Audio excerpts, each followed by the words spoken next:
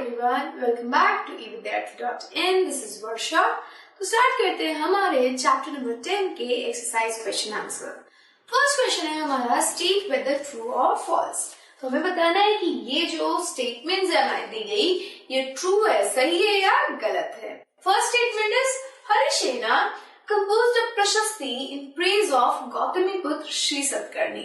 श्री सतकर्णी के लिए हरिसेना ने प्रशस्ति लिखी थी। ये स्टेटमेंट ट्रू है या फॉल्स? फॉल्स है। क्यों? क्योंकि हमारे हरिसेना ने किसके लिए प्रशस्ति लिखी थी? यस, he wrote प्रशस्ति अबाउट समुद्रगुप्ता, ना कि Shri Satakarni. Okay, so this statement is false. आगे चलते हैं। The rulers of Aryavrata brought tribute for Samudragupta. सो हमने आर्यव्रता को देखा था जब हम बात कर रहे थे हमारे समुद्रगुप्ता की पॉलिसीज की। उसके अंदर हमने समुद्रगुप्ता की 4 पॉलिसीज देखी थी और वहां पे चारों के अंदर बताई गई थी कि किन राज्यों के साथ क्या हुआ। आर्यव्रता में 9 रूलर्स थे और इनको हमारे समुद्रगुप्त ने अपरूट कर दिया और उन सभी टेरिटरीज को जो कि आर्यव्रता के अंदर आ रही थी उनको अपने अंडर ले लिया था। तो क्या हुआ, आर्यव्रता में कोई रूलर नहीं था, Samudragupta was the one who was ruling Aryavarta. ठीक है, सो ये स्टेटमेंट क्या हो जाएगा इस वजह से? इनकरेक्ट, यानी कि फॉल्स। सो फॉल्स। नेक्स्ट देखिए, देयर वर 12 रूलर्स इन दक्षिणापथा। दक्षिणापथा के अंदर 12 रूलर्स थे। आपको याद होगा कि हमारे समुद्रगुप्ता ने लड़ाई करी थी इनके साथ, 12 रूलर्स के साथ, और 12 रूलर्स ने क्या किया था, इनके सामने घुटने टेक दिए। दे सरेंडर्ड, ठीक है, they surrendered themselves to Samudragupta and later on Samudragupta let them rule their territories. उनकी जितनी भी टेरिटरीज थी, जो राज्य थे, उनपे उन्हें रूल करने दिया क्योंकि वो डिफीट हो गए थे और उन्होंने हार मान ली थी। Okay, so this statement is true, तो हम ट्रू लिख देते हैं यहाँ पे। देखिए D, Takshashila and Madurai were important centres under the control of Gupta rulers. Gupta rule के अंदर हमारा तक्षशिला और मदुरई इंपॉर्टेंट सेंटर था। ये स्टेटमेंट ट्रू है या फॉल्स है? सो देखिए, जब हमने बात करी थी गुप्ता की, ठीक है, हमारे समुद्रगुप्त हो, चंद्रगुप्त हो, चंद्रगुप्त II हो, तो हमने देखा था कि मथुरा, थानेसर, ये सारे कुछ हाईलाइटेड सिटीज थे। तक्षशिला और मदुरई, मदुरई तो बेसिकली पहली बात तो साउथ में है और दूसरी बात तक्षशिला नॉर्थ वेस्ट में है ना। सो ये दोनों जो जगह है, ये दोनों जो सिटीज है, उनके बारे में कोई मेंशन नहीं था। So it is not an important city. So ये क्या हो जाएगी? False statement.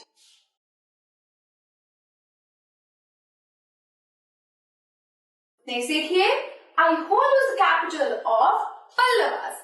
पल्लवास का कैपिटल आईहोल था। क्या ये स्टेटमेंट ट्रू है या फॉल्स है?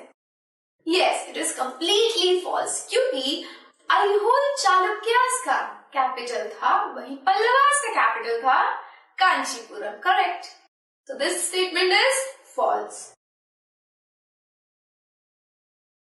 And next है हमारा F, local assemblies function for several centuries in South India. South India के अंदर जो हमारी local असेंबलीज है, जो ग्रुप्स बना के लोग आपस में डिस्कशन, सलाह मशवरा करते हैं, ये जो असेंबलीज थी हमारी वो बहुत सालों तक चली, कई शताब्दियों तक चली। ये स्टेटमेंट ट्रू है या फॉल्स है? तो दिस स्टेटमेंट इज ट्रू। बहुत दिनों तक हमने देखा कि हमारे साउथ इंडिया में ये जो ट्रेडिशनल असेंबलीज थी, जो ये लोकल असेंबलीज थी, वो फंक्शन कर रही थी और वहां पे बहुत इंपॉर्टेंट डिसीजंस लिए जा रहे थे। नेक्स्ट क्वेश्चन देखते हैं, that is question number 2, but उससे पहले ही आपके सारे आंसर्स यहाँ पे कंसाइजली दे रखे हैं। नेक्स्ट चलिए, mention 3 author who wrote about Harshavardhana. तो यहाँ पे कह रहा है कि हर्षवर्धना के बारे में 3 ऑथर्स ने लिखा है, उनके नाम बताइए। सो फर्स्ट नाम होगा बाणभट्ट, और क्यों? क्योंकि उन्होंने हर्षवर्धना की हर्षचरित्र लिखी थी, तो पहले उनका नाम। सेकेंड, चाइनीज ट्रैवलर थे जो कि इंडिया में आए थे, एक चाइनीज पिलग्रिम थे, ट्रैवलर कहना सही नहीं होगा, चाइनीज पिलग्रिम थे और वो इंडिया में आए थे और उन्होंने इसके हमारे हर्षा के जो कोट था उसको बड़े अच्छी तरीके से डिस्क्राइब किया है अपने अकाउंट के अंदर, और उनका नाम है Xuanzang. So Xuanzang was the person who was the pilgrim, जो कि हर्षा के पीरियड में आया और उनके कोट के बारे में हमें बताया कि उनके सभा के अंदर क्या क्या चीजें हो रही है। And the third name is Ravikirti. अब ये वही रवि कीर्ति है जिन्होंने प्रशस्ति लिखी थी पुलकेशिन II के बारे में। अब ये जो पुलकेशिन II की प्रशस्ति थी उनके बारे में जो रवि कीर्ति है, उन्होंने क्या कहा था हर्षवर्धन के बारे में कि हमारे राजा इतने बलशाली है कि हर्षा इस लड़ाई के बाद, यानी हर्षवर्धन इस लड़ाई के बाद कोई भी हर्ष महसूस नहीं करेगा। यानी कि एक सटायर, एक फनी सा नोट उन्होंने जोड़ा था हमारे हर्षवर्धन के लिए। So he will also be mentioned in this कि किसने हर्षवर्धन के बारे में लिखा है। So these 3 authors will be named. Next चलते हैं, What changes do you find in the army of this times? Third question है हमारा कि इस वक्त की आर्मी के अंदर आपने क्या क्या चेंजेस देखे हैं। तो हमने बहुत ही एविडेंट चेंजेस देखे आर्मी के अंदर। फर्स्ट, पहले की तरह जो हमारे किंग्स है वो रेगुलर वेल ऑर्गेनाइज्ड आर्मी रख रही है, बट मिलिट्री लीडर्स जिसे हम सामंत के नाम से जान रहे हैं, they have their own troops, खुद के ट्रूप्स वो रख रहे हैं जो कि किंग की हेल्प करेंगे वक्त आने पे, है ना। और इन लीडर्स को, इन मिलिट्री लीडर्स को कोई सैलरी नहीं मिलेगी, सिर्फ ग्रांट मिलेगा, अनुदान मिलेगा। और ये अनुदान किसका होगा? लैंड का। ओके, लैंड का अनुदान होगा, लैंड का ग्रांट होगा, और इसी ग्रांट से जो भी रेवेन्यू जनरेट होगा, जो भी पैसा जनरेट होगा, उसका यूटिलाइज होगा जो ट्रूप है उसके लिए और वॉरफेयर के इक्विपमेंट्स के लिए। So this was a very important change. लिखना कैसे देखते हैं। सो earlier rulers, some of these kings maintained a well-organized army with elephants, chariots, cavalry, foot soldiers. Beside, these were military leaders who provided the king with troops whenever they needed them. So what is happening कि पहले की तरह ही king एक well organised army रख रही है, but अब क्या हो रहा है, मिलिट्री लीडर्स भी किंग को आर्मी प्रोवाइड कर रही है जब उन्हें आर्मी की जरूरत हो रही है।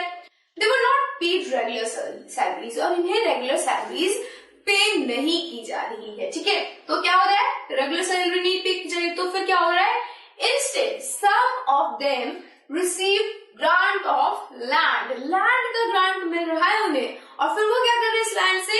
They collected revenue from the land and used this to maintain soldiers and horses and provided equipments for warfare. यानी कि warfare के लिए equipment provide की जा रही है in revenue के through. So this was very important change in army कि अब जो सामंत है, जो military के leaders है, वो खुद के पास ट्रूप्स रख रहे हैं, और इन ट्रूप्स को जब जरूरत पड़ती है किंग को तो वो उससे ले सकता है, उनकी हेल्प कर सकता है। So this is your third question. Next question में चलते हैं। What were the new administrative arrangements in this period? So इस पीरियड के अंदर क्या क्या न्यू एडमिनिस्ट्रेटिव चेंजेस आपको देखने को मिले हैं। सबसे पहले तो ये देखने को मिला है कि हमारे जो पोस्ट है, जितने भी एडमिनिस्ट्रेटिव पोस्ट है उनको हेरिडिटरी बना दिया गया, यानी वंशागुणत बना दिया गया। यानी कि अगर मैं राजा हूं तो मेरा बेटा राजा होगा, और अगर मैं सेनापति हूं तो मेरा बेटा भी सेनापति होगा। This is hereditary. सेकेंडली, एक ही इंसान कई पोस्ट को होल्ड कर रहा है। So one person is holding many post, जैसा कि हमने हरिसेना के में देखा था। तो लिखते हैं इसको, administrative post turned out to be hereditary, and second is on some occasions one man had multiple post. कई अलग अलग पोस्ट एक ही इंसान क्या कंट्रोल कर रहा है, चला रहा है। ओके, नेक्स्ट देखिए question number 5। What do you think Arvind would have to do if he was acting as Samudragupta? जो हमारा अरविंद है, जो कि एक म्यूजिशियन किंग बन गया था, उसको क्या करना पड़ेगा अगर उसे समुद्रगुप्ता की तरह काम करना है। सो ये आपको खुद करना है। ओके, ये आपको खुद करना है। आपको क्या लगता है कि उसे क्या क्या और चीजें करनी पड़ी होंगी? बट यहाँ पे हमने आपको एक मॉडल कह लीजिए, एक कैसे आपको लिखना है वो हमने आपको प्रोवाइड करवाया है। सो यहाँ पे देखिए, he had to march solemnly in splendid robes, twirl his mustache and wield the silver paper wrapped sword with gusto, यानी कि बहुत ही शान के साथ उसको ये सारी चीजें करनी है, मुझको ताव देना है, अपनी पोशाक को दिखानी करे, देखो मतलब मैं कितना अच्छा पोशाक पहन के बैठा हूँ। साथ ही साथ he had to sit on throne and play the veena and recite poetry. So what is happening here is, क्योंकि वो एक म्यूजिशियन किंग बना है तो उसको थ्रोन पे बैठना है, गद्दी पे बैठनी है, बट उसे वीणा भी बजाना है और पोएम भी रिसाइट करनी है।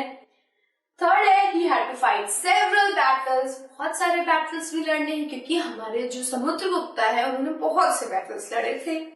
फोर्थ है, he had to keep and help Harisena, a poet of Sanskrit, in his court. अब क्या करना है, हरिसेना उन्होंने जिसने उनकी प्रशस्ति लिखी थी उनको अपने कोर्ट में रखना है और उनकी हेल्प भी करनी है। क्यों? क्योंकि ऐसा माना जाता है कि समुद्रगुप्ता एक अच्छे पोएट थे और एक पोएट दूसरे पोएट की हेल्प करता है, so that is why Harisena की इनको हेल्प करनी पड़ती होगी। सो नेक्स्ट क्वेश्चन देखते हैं जल्दी से।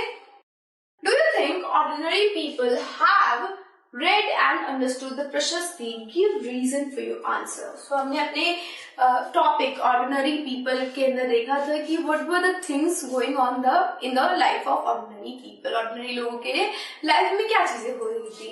एक चीज हमने देखी थी कि ये जो लोग थे हमारे ऑर्डिनरी पीपल थे, they were fluent in प्रकृत लैंग्वेज इन्हें आती थी, अच्छी खासी बोल सकते थे।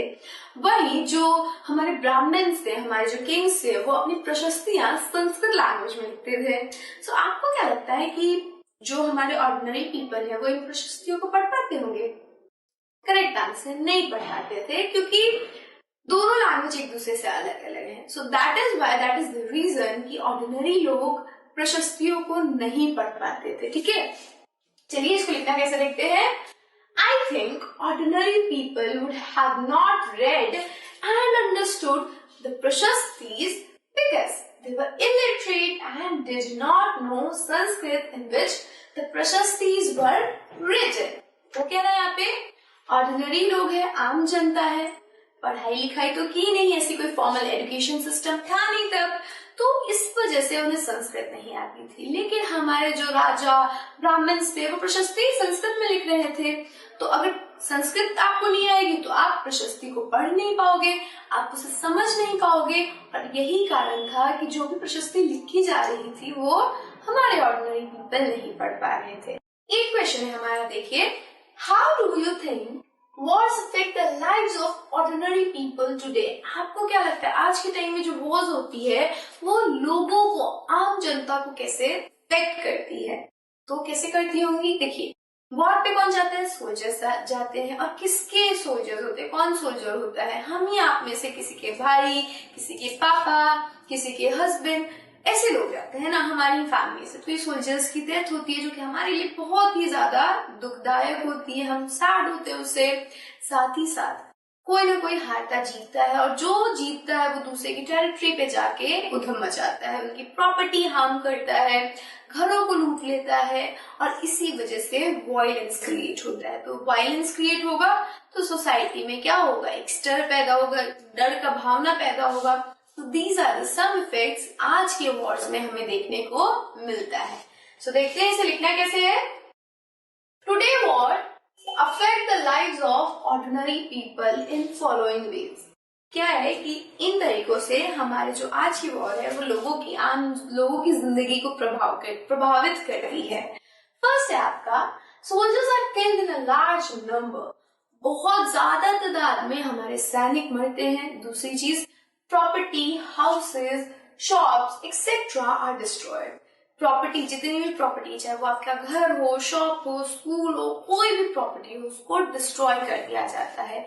And secondly, thirdly, wars create violence and disturbance in the society.